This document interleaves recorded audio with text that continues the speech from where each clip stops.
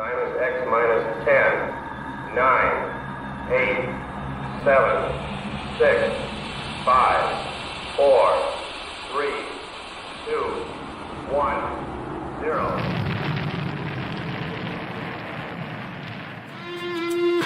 It's the Rocket Hour.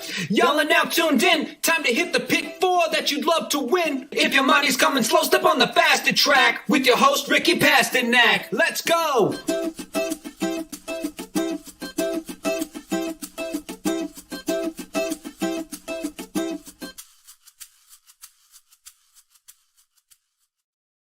What is up, everybody? Welcome back to the Friday edition of the Rocket Hour. We got a big show today. We got stakes to cover to start the show. Then we're going to get into the Belmont late pick four as always today. Ricky, you got golf today, you told me, so that's exciting. Are you ready to do this? We got a big show. Yeah, no, I'm happy we were able to move it up just so we can go over an hour if we needed to, finish up by like 12 if we needed to. So yeah, we got a lot going on. We're going to cover stakes races from like 3-4 different tracks. Belmont's got a big one tomorrow. Obviously, Stephen Foster Day is probably the biggest day in June outside of the Belmont. I think that's pretty safe to say. So we've got a lot going on, and then this is pretty much the calm before the storm. I think after this weekend until Saratoga Del Mar, pretty quiet for a couple weeks. So we got a lot to get into, and I'm excited to talk about it. Yep, we got 2 Breeders' Cup winning year in events, so we'll talk about right off the bat. But Kevin is ready for the Shamalama Ding Dong talk. We'll see if that horse draws into the race. I think that horse is like an MTO or also eligible. Scratches aren't out yet, but maybe by the time we talk about Belmont, they will be.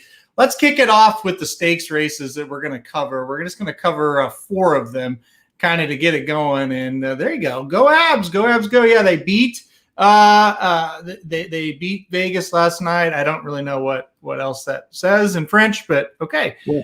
I think Magic just copied and pasted from Google Translate. So yeah, could be a Magic. I'm wearing your shirt, buddy. I'm wearing the beefcake shirt. So all right, let's kick it off. Race number 5 at Churchill Downs tomorrow.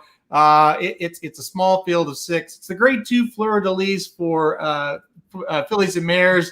Going 1 1/8 miles. We got the number 1 filly and mare, older filly mare in the country in Latruska entered in this race. She's the 44-5 favorite.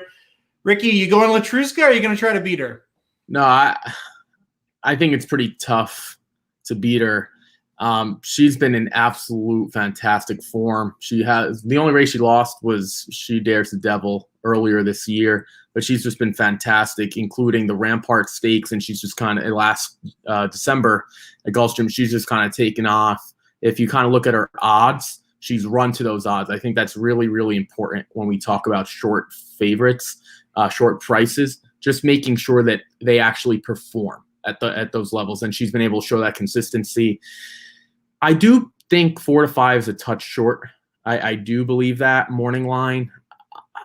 If I could get 4 to 5, I'd probably do it. Anything lower than that, I'd probably start looking another way. I prefer obviously to float up just to even money, but I do think she's the horse to beat. If you were going to try to beat her with one horse, because by the way, my pick's going to be Latruska as well. I think she has a pace advantage in this spot to go along with her talent advantage. If you were going to try to beat her with one horse, who would it be? I think it's just clearly Envitante. I think I said that right. I just think I think it's like a tier A, tier B plus, and then a bunch of C's and D's, to be quite honest. So I'm just like, even on Latruska's worst day, I still think she's better than everyone else except Envitante, like on her worst day. So yeah. I just think it's a 2-horse race at best.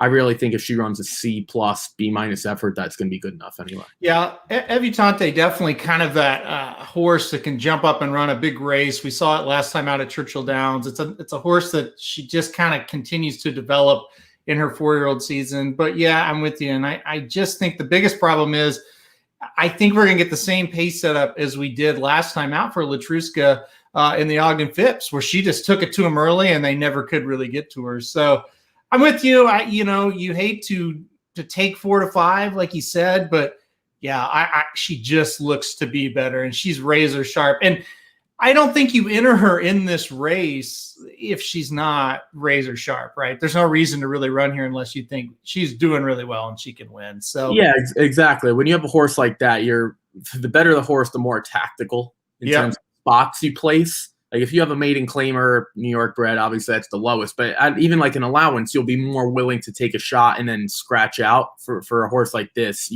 they're waiting. They have their schedule planned out all the way to the Breeders' Cup Distaff, I would assume, assuming things go to plan. So yeah, this is probably a spot that was mapped out many, many, many months ago. Yeah, exactly. All right, let's scroll down as I scroll down in real time, and we'll go to the main event on the day at Churchill Downs.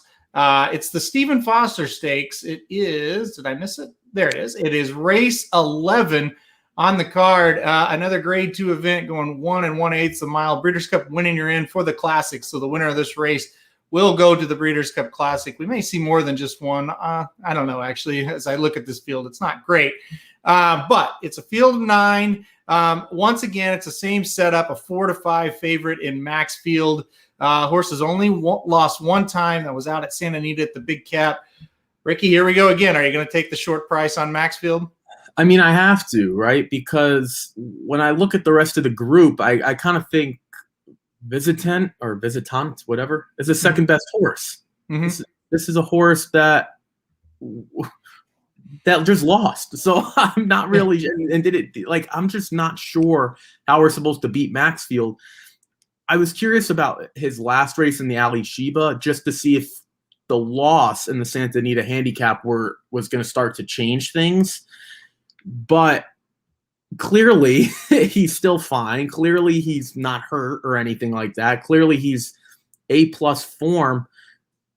I don't know. How is he supposed to lose? Again, this is another one. I think he's more of a surefire winner than Latruska in my book, because I think Envitante, in terms of talent, she's better than any of the other runners we're going to see here. Now, that I don't mean that by saying Envitante would beat these horses. I'm just saying for what she has to beat in Latruska, she's closer than Visitant or Warrior's Charge, or pick anyone. I just think she's closer there. So if I had to take Maxfield at 4-5 or Latruska 4-5, I'm taking Maxfield at 4-5. Yeah, I'm with you. If he loses this race, I don't want to hear any more talk about Maxfield being like a Breeders' Cup Classic type horse or anything like that. I mean, he has to win here. And you're right. You look at the field and it's like, okay, Visitant, that horse, not bad, getting better with each race. Maxfield beat that horse like a drum. I mean, just murdered him last time out under wraps. It was an easy win. You look at a horse like Warrior's Charge, who may have a little bit of a pace advantage, but he has not been good this year. It's been a long time since we've really seen him run well. Silver Dust, kind of that perennial. Yeah, he'll jump up and run a big race every once in a while, but he's not like great.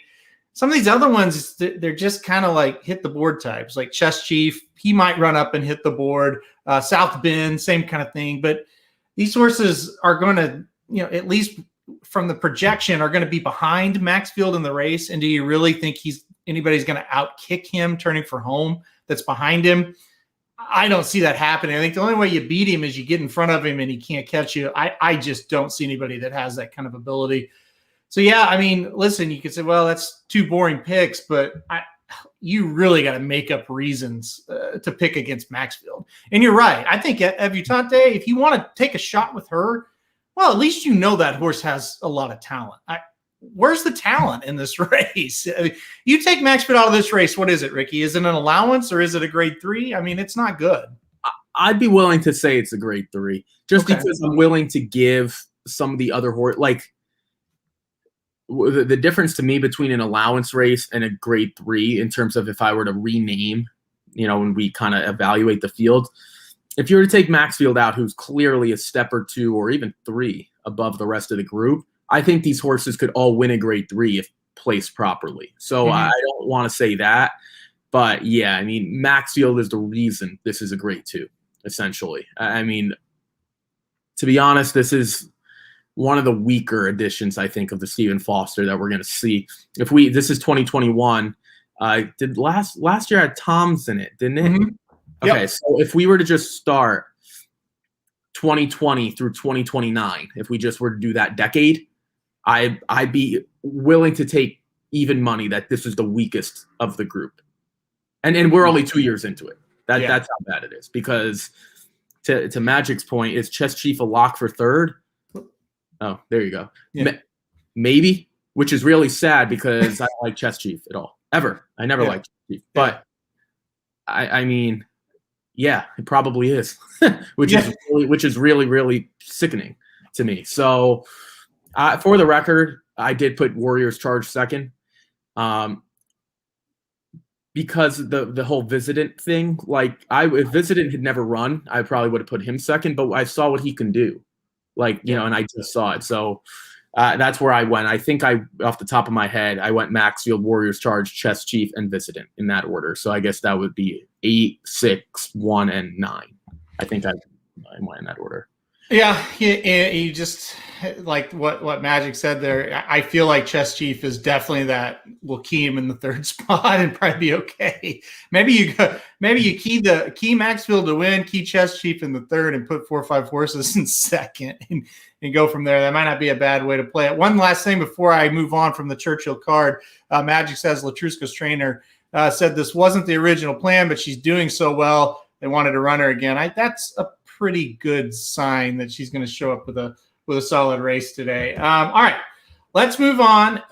We're going to hop on the rocket and go back to Belmont Park. I know you're going to be excited about this one. It's the Grade 2 Mother Goose Stakes, $250,000 for 3-year-old fillies, going a mile and a 16th. It's got a horse you've been high on for a while, the number 2, Always Karina. I know you're going to pick her. Talk a little bit about Always Karina.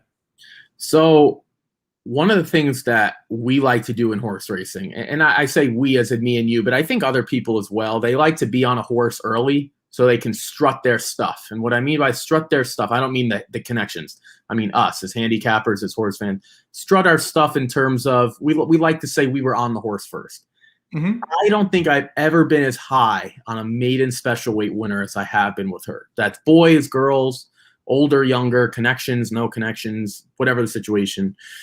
She is one of the most talented fillies that I've seen in my entire life. Now, that's not saying she's going to win this race. That's not saying she's going to be Rachel Alexandra. That's Zenyatta, anything like that. But what that is saying, if you were to just compare the first 2 races of any filly's career, now, she hasn't faced a group like this yet, but it's probably been the most impressive.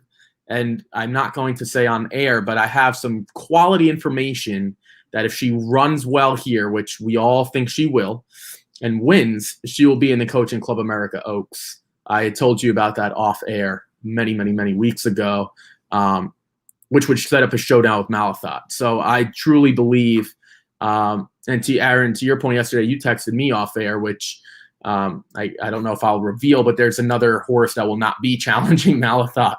So she'll be running in a different race. So this sets up well. I told you yesterday, this is a nice setup for Always Karina in terms of we'll find out how good she is, because Clairiere is probably like the 3rd, 4th, 5th best filly in the 3-year-old group. So we'll find out. She immediately vaults to number 3 with a win, as far as I'm concerned. It would be Malathaat, Search Results, and her in some order.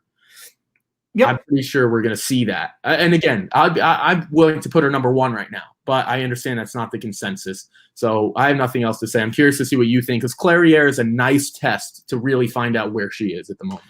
Some horses in a crop are a measuring stick, and that's what Clairiere is. We know exactly what she is. She is not great. She is not bad. She's right in that good to can step up and be really good type for her class right now.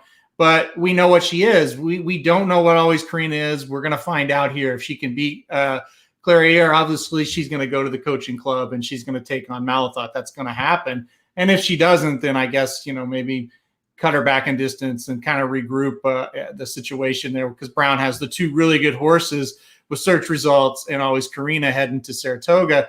I think Always Karina is his best. And I think she's going to prove it here. I'm pretty excited about this one. And the great thing about it, we get to see her in stakes company before she takes on a horse like Malathaat. And so we can analyze what she does on Saturday and then kind of make that decision. Okay, are we going to try to play her? against Malathot, or maybe she loses and then we forget about her completely, but at least we're going to get that one more data point.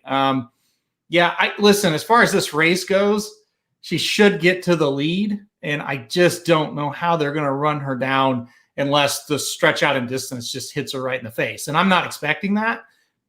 It could happen, but I think she gets to the front and just kind of runs away from them.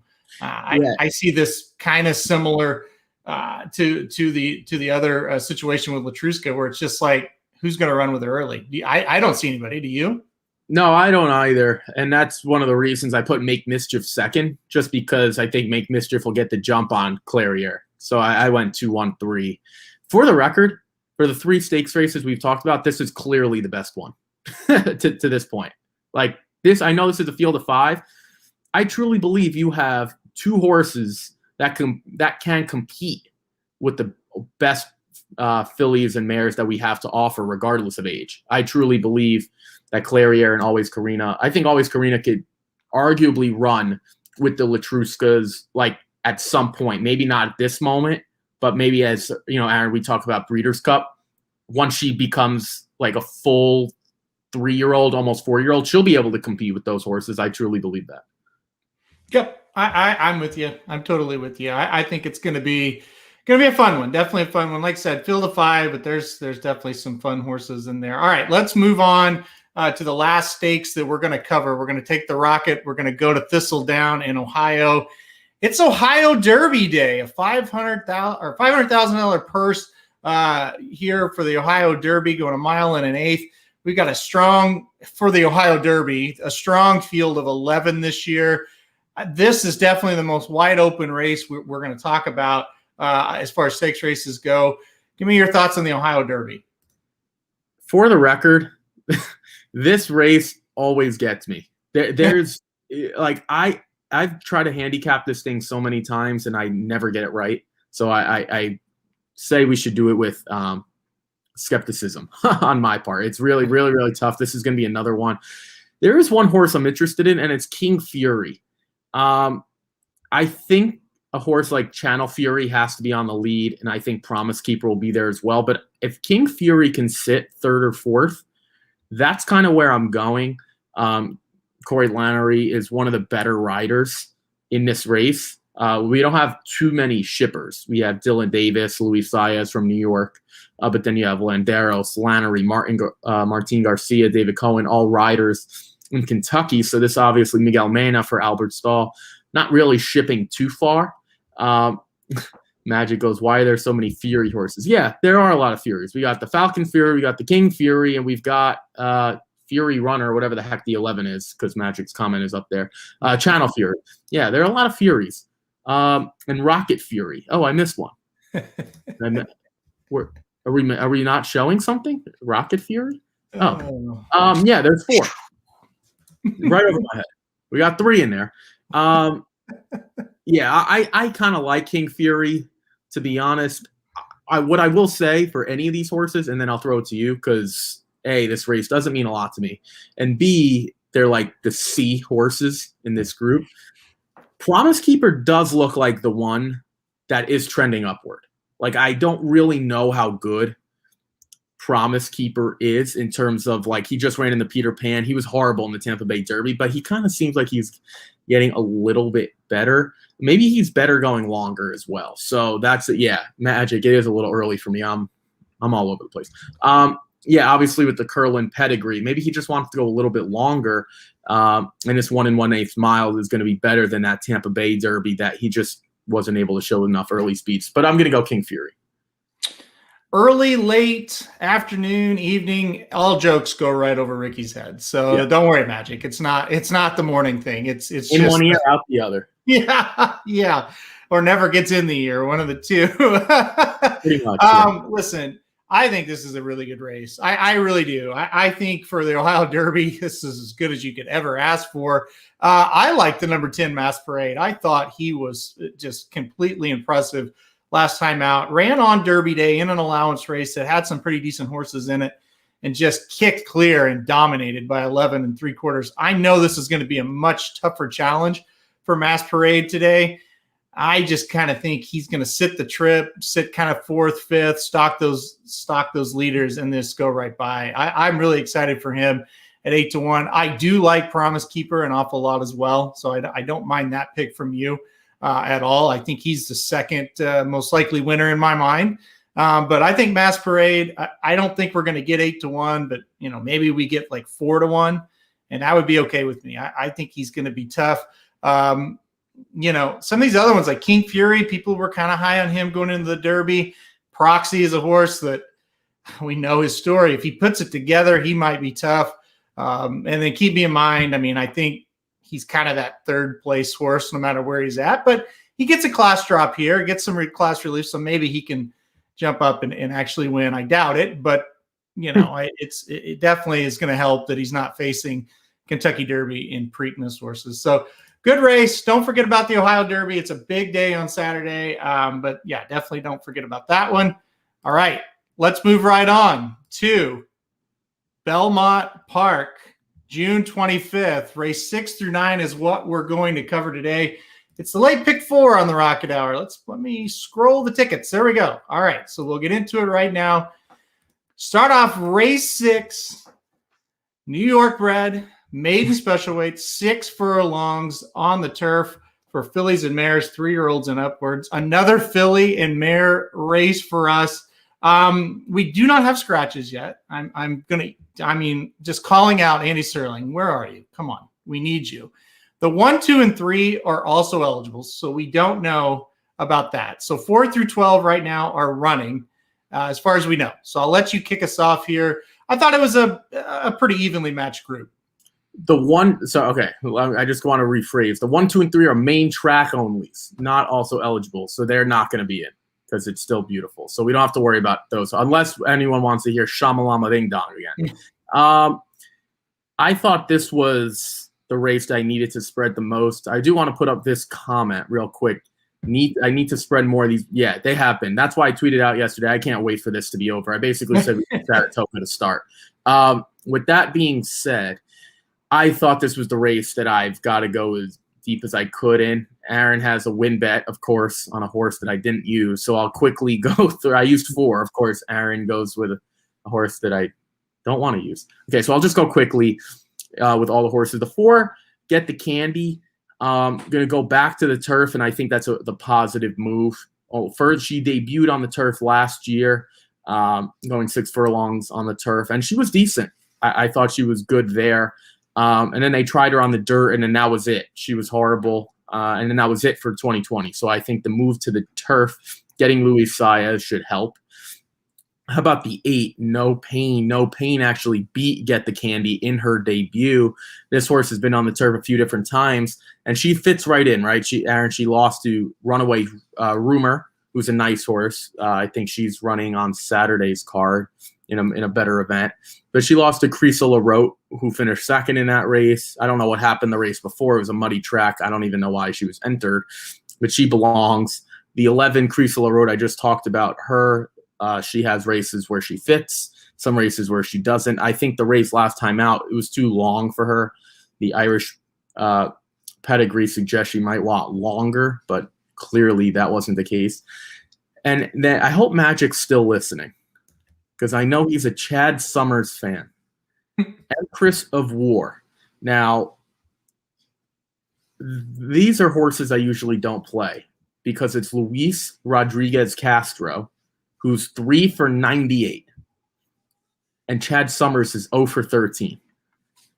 But on debut, this horse did finish second in a race that was taken off the turf. So the turf pedigree is there, but she ran on a muddy track on the dirt. What does that ultimately mean? Does she really want the dirt now, or does she want the turf, given the pedigree and the race that she was supposed to be on? So I don't know. I'll let you talk about your first-time starter that I didn't use, so I'll let you go ahead. Yeah, so I did a $5 win wager on number 9, Uncle's Gym, to start it off. Listen, I don't like much about this field. I don't think these horses are great. I think it's primed for a first-time starter to have a shot to win. And then you look at it, Linda Rice, she's decent with first-time starters. It's not her best, but as far as percentages go, but certainly not terrible. I just think Irad Ortiz jumping aboard this horse kind of shows the hand of they think, this horse has a little bit of run. Irad has only ridden for Linda Rice 18 times in the last year. 28% of those won, 78% of those hit the board. And I thought, well, that's a pretty good sign that this horse has a little bit of run. So, am I like excited to bet this horse? No, but I just think she's just, in a spot here where, hey, if a first-time starter can do any kind of running whatsoever, got a good shot to win. And I'm with you. I would go deep in the race. I don't like anybody that strongly here, but I'm going to take his flyer on this first-time starter. Number 9, Uncle's Jim, going to be my win pick. Did you not? I mean, you don't no fan or not a fan of that horse, I guess? I'm not interested, but it's not for what you said about Linda Rice. I'm looking at the pedigree. This is, I wish Magic would comment so I can make fun of Chad Summers again. It's Uncle Mo by Tappet. Now, I just ultimately don't think, I'm not even sure what's worse. Do I don't trust her on this filly on the turf because the Uncle Mo, the Tappet part, or do I not trust this horse sprinting? I'm not sure which I'm going to trust least. Now, to your point, it's extremely possible that the horses I'm using are just brutal and should be in for a tag. If that's the case you want to make, then I think you can make a case for some others as well. But Irad and Linda Rice, never a bad combo. I just more so I look at this and say this horse is going to want more than this distance. Mm-hmm. And to be a first-time starter, to run against maiden special weights, even though it's not the best one, on a surface that I'm not sure she's really going to want, it's just a question mark for me. But again, could I see it? Sure. Yeah, I think that possibility and why you kind of want a decent price here is it could just be we're getting this horse and out. That's definitely possible. Could be setting it up for next time. So, if the horse gets bet down a lot, maybe it's I don't want that risk. But at 6-1, I'll take my chances in a race that is definitely wide open. There's no question about it. By the way, scratches are out, and the 1, 2, and 3 are officially out. So Shamalama Ding Dong, we'll say the name one more time, and then that's it. She will live to fight another day. She is scratched out of this race. So with that said, let's move on to the 7th. That was not good planning on my part. Now I have to go up here and click. There we go. So let's move on to the 7th. And as you can see, the 3 and the 6 are scratched out of the 7th race today. 3 and 6 scratched out. We're on the dirt here. $50,000 claimer going 1 mile and a 16th for 3-year-olds and upward. Scratch down to a field of 5. Go ahead, take us away here. This kind of has been a little bit ruined by these scratches, in my opinion. Yeah. How about the race before? I don't think it's that big of a deal, but this one we're now down to a field of 5. Mm-hmm. So it's really do you single? I would single. I would consider singling with Striking Speed, Rob Atras, Manny Franco. I do think this horse is much better. He's never faced claimers before outside of the maiden claiming races, but against winners, he's never faced horses in for a tag. Excuse me. But some of the riders, Benji Hernandez and Rodriguez, and he's getting a massive upgrade from any of the riders he's had recently. I do like Carmouche and I do like Lescano. But this horse is supposed to win. I mean, I understand the drop in tag. He's 4 years old. And to be honest, a lot of people are not going to pony up $50,000 for a horse like this who hasn't run now since last December. We're talking, 7 months, something like that. So I think this is a spot, Aaron, where it's he's in for a tag, but is anyone really going to pony up that money? That's the way I look at it, because it's one thing if it's a maiden claimer and the horse is young or whatever. There's not a ton of pedigree there. So it's not like this horse has got a lot of bloodlines that are great. The other horse I was interested, though, was Fast Break. That's Joel Rosario, Brittany Russell. This horse could be the one that they've got to catch. I know the 5, There's a Storm Bruin, has shown some speed as well, but a lot of that was over a sloppy track. But I think this horse is pretty good. Those allowance races at Pimlico are probably similar to this 50,000 claimer if I had to make an equivalent. And Brittany Russell's finishing the money in 7 out of 10. Brittany Russell runs a lot of her horses down at Pimlico, down at Laurel, down at those Mid-Atlantic, maybe Monmouth, those tracks down there, Maryland area, Delaware area. So and she's really, really good. And Rosario picks up the mount again, which I think is a nice adage as well. So I'm just going to go 1 and 2 here, but you're right. It kind of does stink that the scratches ruin a lot of it. Yeah, I'm with you. I would use the 1 and 2 as well. I did put the 2 on top as far as the win wager. I'm just kind of it's a couple of things. And you said it best, like bringing the horse back here to Belmont. Rosario gets back aboard. That's all good signs. And then with the 1, I'm just like, well, it's a little bit of a layoff. Hopefully the 1 kind of needs a race where the 2 has been running and should, obviously is in good form. And you look at the past 2 or 3 races, this horse has ran pretty well. So I'm with you. I went $5 to win on the 2, just trying to, get a little bit of an upset here. Yeah, I mean, we don't have to talk about this race too much with just 5 horses. I guess the 4 would be the other horse that you would use. But in my opinion, it's like, the 2 just beat the 4. So if I'm using the 2, I don't really think I need the 4, and the 1 might be better anyway. Was the 4 one that you thought about, or was it just like, no, I'm 1-2 all the way here? I'm kind of the latter to your point. I just thought, first of all, I don't want, if I think the 1 is that much better, I really have no interest in using another short price. That's just kind of where I came down to it. Keep counting on Joel to get the lead, hopefully the top of the bell curve. Yeah, that pissed Aaron off more yesterday than it did me. I don't know what to do with the 4, to be quite honest with you. He had no excuse to lose 2 starts back for Tony Dutrow. I think Tony Dutrow's and Wayne Potts are pretty good. Like, they're not the best of the best, but they're solid. I would say they're B to B plus trainers, which is more than good enough to get winners home. But I'll take Rob Atras. And Brittany Russell's horse, Fast Break, beat this horse by a little bit. They pretty much ran an identical race. So, Aaron, if I have to look at it and I'm going to rank the horses, first of all, I have no interest in the 5 at all. And I really have no interest in Shotsky. So if we eliminate those 2 and I say I think the 1 is the best and the 2 and the 4 are really similar, I guess I'll take the horse that just beat him at a better price. So that's kind of where I'm at. Yeah, and that makes total sense. And back to this comment, he was just awful yesterday. So maybe today he does well. I mean, that's kind of his MO, right? So come on, Rosario, be a little better today, please.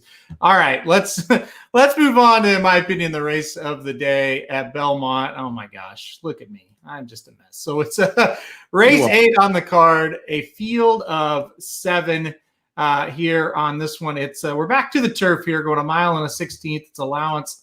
Optional claimer for fillies, 3-year-olds and upward.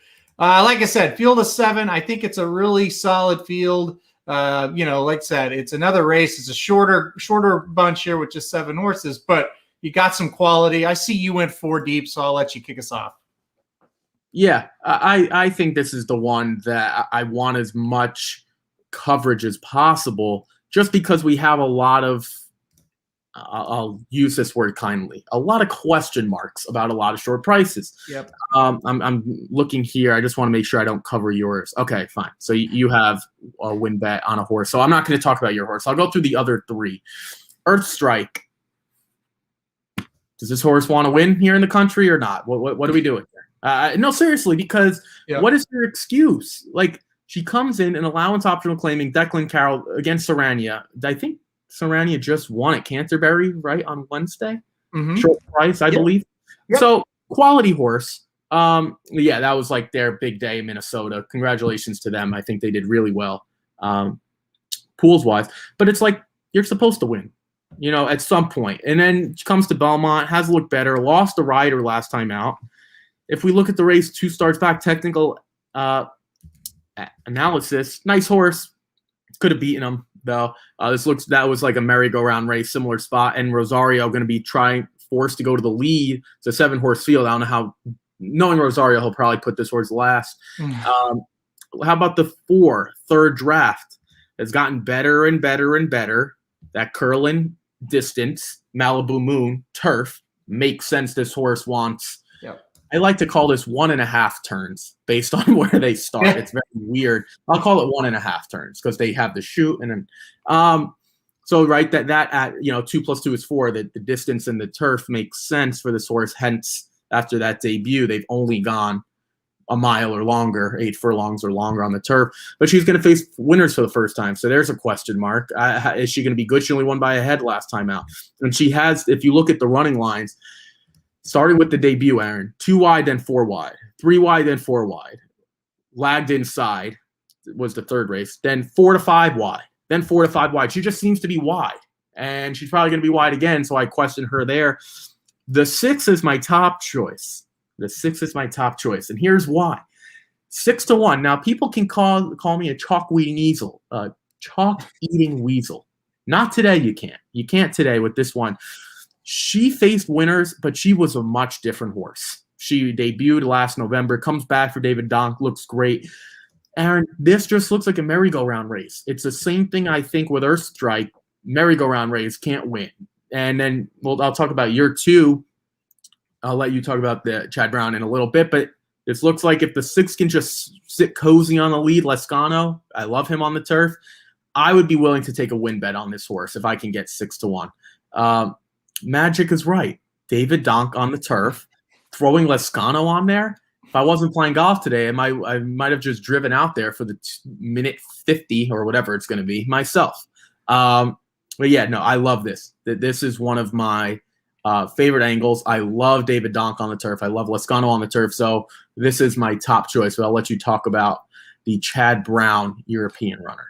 Well, actually, my top choice is number 4, third draft, unless I wrote that wrong. No, I was sorry. I was looking at your your okay.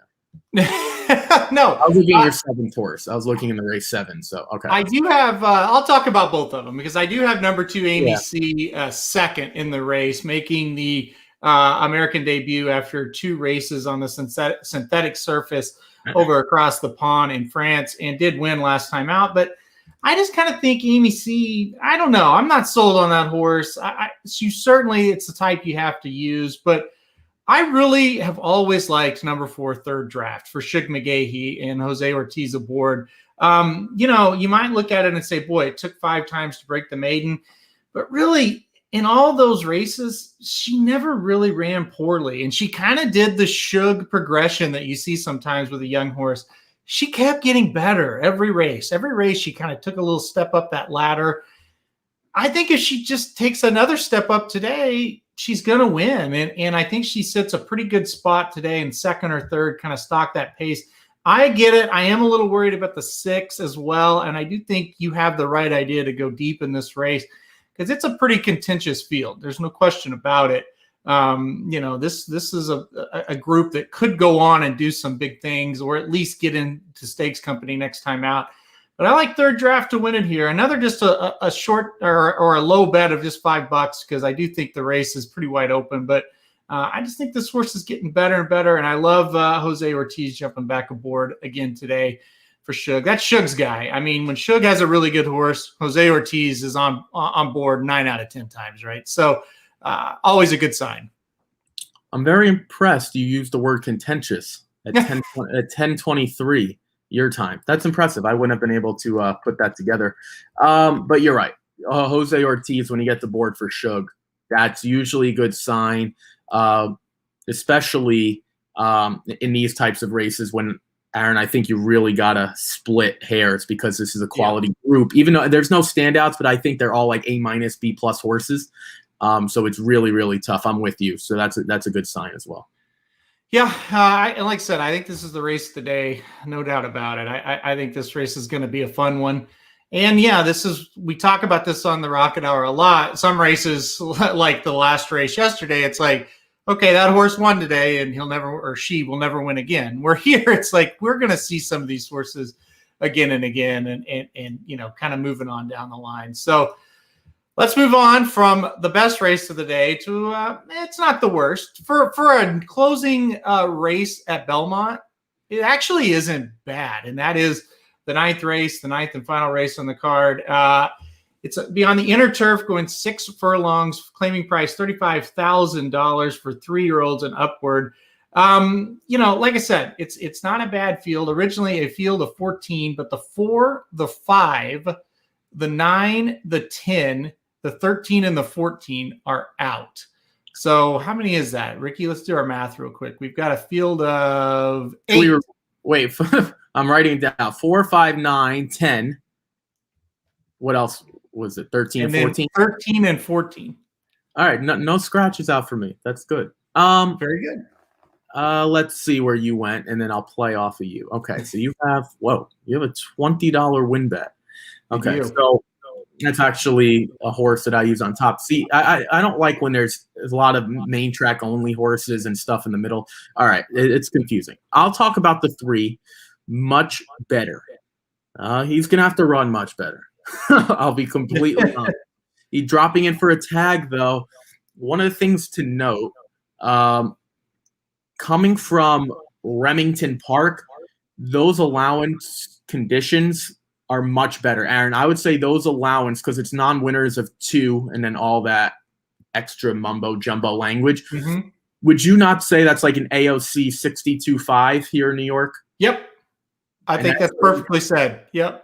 Right. And that's, or I think that's what it is, 62.5. I think the 80 is maybe at the non-winners of 1. I'm not entirely sure. But I think it's a 62.5. It's one of those things where those races are much, much, much better. You could see, right, okay, Keeneland and Churchill on July 10th and July 7th, 80 AOC 62.5. Similar. When these tracks have more money that they could put up more. I really, really like him in this spot. I think, first of all, Asmussen has not done a lot here at Belmont. Like, he hasn't brought a lot over. He's won 40% of his races, so he's getting them ready. All these horses will be ridden by Ricardo Santana, for the record. He's getting them ready for Saratoga. This is a horse I think is going to do well here and get better. Obviously, Irad is good as well. I think that's a horse to keep an eye on. I'll skip my top choice so you can talk about him. Stanhope, I thought, was a little interesting, right? Yep. I'm not entirely sure what they were doing with Stanhope, but the minute they try him at 6 furlongs on the turf, something clicked. Now, I'm not saying this horse is going to win. I think it's a long shot. Aaron, can he replicate what he did last time out? If he can, it's going to make him a player. So he doesn't have to. The crazy thing is he doesn't have to get that much better. It's non-winners of 2 lifetimes, so now he's going to step up into open. But I'm saying that that's a race he won by a length and a quarter. Once he took the lead, he was gone. I don't know. Can Javier replicate the same thing? This is a tougher group, but if we have question marks about your top choice, which I have some, and I have some about mine, since the other 3 we haven't seen since October. Mind you, we haven't seen that horse going on the turf shorter at all, given Pioneer of the Nile. I don't know. I think the 8's a decent horse that we can use, but I'll let you talk about your win bet. You got $20 on this one, so tell me why you are in love with Ahead of Plan. Well, to me, the number 6 Ahead of Plan is just a class play for me. I just think the horse simply might just be better than everybody else in the race. I mean, this is the lowest this horse has been in a while, right? As in ever. Other than, I guess, Saratoga, that maiden claimer for sure. But other than that, has been against a protected company, whether it be starter allowance or just regular allowance races, and dropping back to the claiming ranks. I just think if the horse shows up with anything close to its best effort, I think, he can gallop and win by 2 or 3 lengths over this field. That leaves a little bit to be desired. There's no doubt about it. The big thing for me as well, second off the layoff as well. I think that's going to be, another factor where, okay, we're dropping in class. We're getting second off the layoff. this horse should be ready to win. Last time Hal was in an allowance going this distance and was 8-5. So people thought highly of him going into that race. Obviously disappointing. And obviously, I think the big worry is, well, maybe he's lost it. He's not quite as good. They're giving up on him. But, we kind of had a horse similar to this a couple of weeks back for Klarovich and Chad Brown, and people were skeptical, and he rolled. So I think this horse ahead of plan is going to be pretty tough to beat. I think Much Better is the only horse that I'm really worried about, but I think ahead of plan is just going to outclass this group. For the record, I'm with you. I don't love Stanhope, but I just look at a bunch of them and I say I think they're question marks about others. That's why I went that way. It's not like I'm running to bet Stanhope type of thing. But, look, at the end of the day, we've seen crazy things happen. It's been nuts, absolutely nuts at Belmont lately. So that's knowing my luck, I'm going to have the wrong horse, but we can get a price. It has been crazy. It really has. And that is a worry. And and I think it's like these lower level races for sure is where it's really been wild. Like, you get in your higher levels, the results have been pretty formful, but these lower spots have been kind of crazy. We'll see. But listen, one day to the next, it could change. It could change very easily. And we might see all chalk today, and then everybody will be ready to bet the chalk Saturday, and then, long shots will come in. That's kind of this game in a nutshell. So, all right, let's sum it up, Ricky. Let's sum it up. We've covered it all here. I'll let you go over your ticket first. Yeah, so I'll go back to the beginning here, race 6. I'm going to talk about all the horses. I'm not going to go all over them again, but I went 4, 8, and 11, 12. I think they all belong. I think they're realistically all C horses. I think Aaron's horse has the potential to be a B horse, but first time out, pedigree. I don't hate the pick, and he's going to get value. I just want some horses with experience. I went 4 deep there. Then I move on to race 7. I think the one Striking Speed is just clearly the best, and Fast Break did beat Oh Trouble, so maybe I can get a price, but I expect Striking Speed to be pretty good in his first start of the year. Then the allowance optional claiming 80,000, race 8. I went 1, 2, 4, 6. Look for the 6, David Donclascano, to try to go gate to wire. And then I have the 9, Much Better, who Aaron likes as well. 3, 6, and 8. Maybe Stanhope gets lucky for me there. Probably not. But it's a $48 ticket. I've got a few prices in there. I don't think there's any guaranteed surefire winners, which should help me get to a $100 payout if all the favorites come in. I truly believe that. I don't think we should see, except for the 1 in race 7, maybe 7-5, but I don't think anything shorter than that. All right, race 6 for me, I went with the first-time starter, the number 9 horse for Linda Rice. Irad Ortiz aboard, just kind of hoping that the race sets up for a first-time starter to win it in terms of the fact that those other horses, they're not great that have started in that race. Race 7, $5 to win on the 2, hoping that the 1 kind of needs a race, and then the 2 being in form just kind of gets the job done, right spot, hopefully, for that horse today. Race 8, $5 to win on the 4, hoping that third draft can make it 2 in a row. And then race 9, $20 to win on the 6 for me, the Chad Brown horse, hoping that horse can just outclass the rest of them. $35 total. I didn't love this sequence, so kept it a little short at $35. Kind of save that money for the weekend here. See what happens there. So, all right, Ricky, any last thoughts? I know you're playing golf today. Is that your big outing for the day? Yeah. Got a lot going on. It was my birthday a few weeks ago, so it's my buddy's birthday today. So we're doing a birthday dinner tonight as well. So I'm gonna have to find time to handicap these Sunday cards sometime today, maybe on the golf course. But yeah, no, it's gonna be a good day overall, and I'm looking forward to a big day on Saturday across the country. I think it's awesome. But we're going to try to make some money here as we hit a few different tracks, big races everywhere.